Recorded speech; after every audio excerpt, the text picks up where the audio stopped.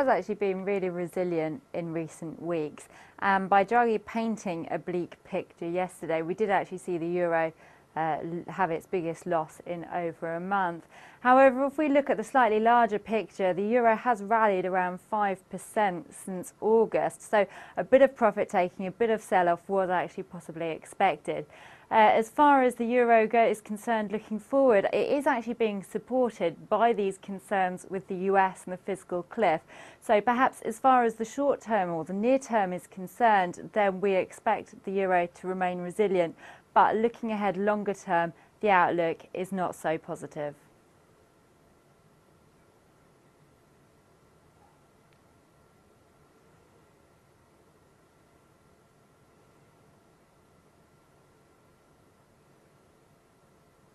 It definitely does raise some fears. I mean, you know, if the powerhouse of Europe can't or is struggling right now, then how is the rest of Europe supposed to survive?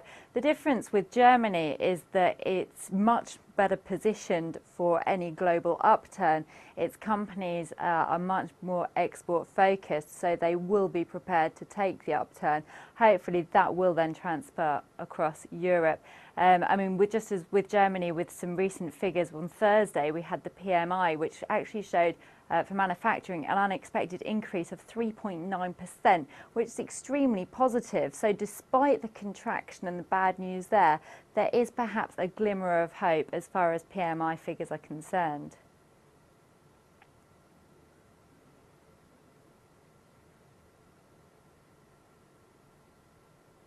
Okay, what we've seen recently is that euro shares have increased around 4%. So that's really showing us that investors have reevaluated the risk of the eurozone and the breakup of the bloc, and it is not something that perhaps is so high on the agenda for them. However, in the US, we've seen that shares have actually decreased by around 2%.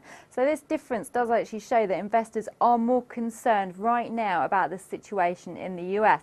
The time is ticking. Now, as far as the euro area is concerned, we do seem to have had quite a few meetings, we've had quite a few situations being put into place which seem to have sort of put a plaster over the problem. So for the near term, the problem definitely is the focus with the US.